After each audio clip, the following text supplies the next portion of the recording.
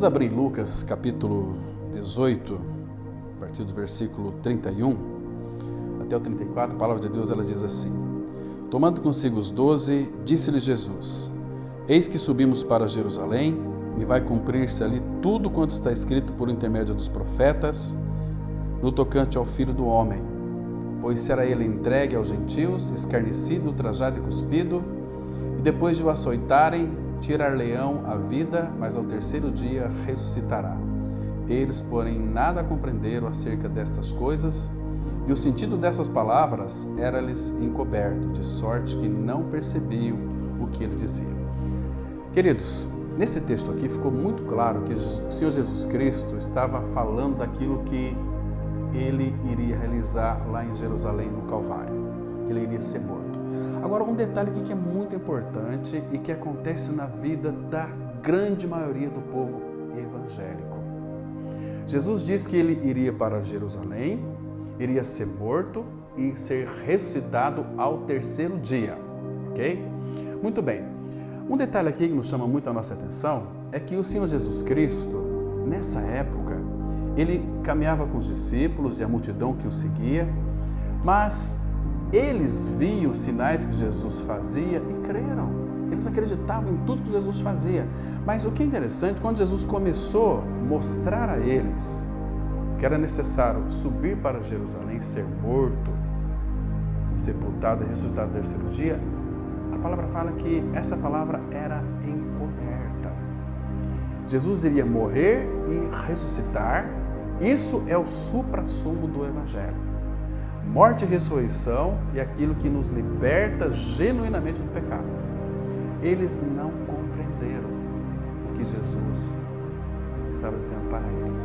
Eles entendiam de tudo. Quando Jesus curou o cego, deu visão ao cego, transformou água em vinho, fez muitos milagres, eles criam e ficavam atemorizados. Mas quando Jesus falou da sua obra consumada no Calvário, eles nada compreenderam. Trazendo para os nossos dias essa palavra, morte e ressurreição de Cristo, para muitos essa palavra ainda está encoberta. Muitos ainda não compreendem o que isso significa. Paulo ele diz assim em 2 Coríntios 4, versículo 3, mas se o nosso evangelho ainda está encoberto, é para os que se perdem que está encoberto, nos quais o Deus deste século cegou o entendimento dos incrédulos. O nosso evangelho ainda está encoberto.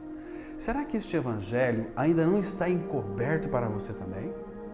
Você já creu de fato na sua morte juntamente com Cristo? No seu sepultamento com Ele? Porque se você morreu com Cristo, Cristo, após a sua morte, ele foi para o túmulo, foi para a sepultura.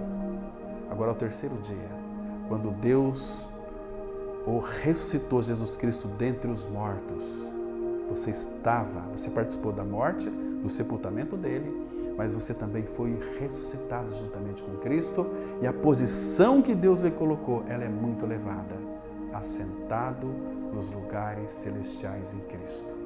Meu querido amigo, minha querida amiga, você está em Cristo pela fé, assentado nos lugares celestiais. O que isso significa? Significa certeza da salvação. Porque se você morrer hoje agora, sem crer nessa palavra, você está totalmente perdido. Mas se você creu que morreu com Cristo, ressuscitou com Cristo, se você morrer agora, onde é que você está? Colossenses 3,3, Paulo diz assim, pelo Espírito, porque morrestes e a vossa vida está escondida com Cristo em Deus. E quando Cristo, que é a nossa vida, se manifestar, então vós também sereis manifestados com Ele em glória. Agora, um detalhe muito importante. O grande perigo é a incredulidade. O Deus deste século cegou o entendimento dos incrédulos, para que não resplandeça a luz do Evangelho da glória de Cristo, qual é a imagem de Deus. Interessante, por que Satanás cega o entendimento de alguns e não de outros. Muito simples.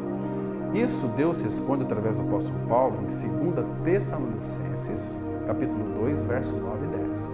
Vocês se recordam que lá está escrito assim: quando uma pessoa não acolhe o amor da verdade para serem salvos, o próprio Deus envia a operação do erro. O que seria essa operação do erro?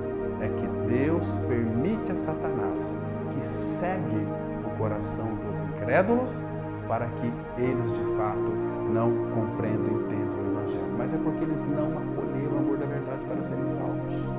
O amor da verdade é o próprio Cristo e a obra consumada no Calvário. Esta obra traz salvação plena e completa. Mas graças ao Senhor, quando os discípulos não compreenderam, essa palavra para eles era encoberta. Depois, quando Cristo ressuscitou dentre os mortos, Jesus apareceu para eles e disse assim.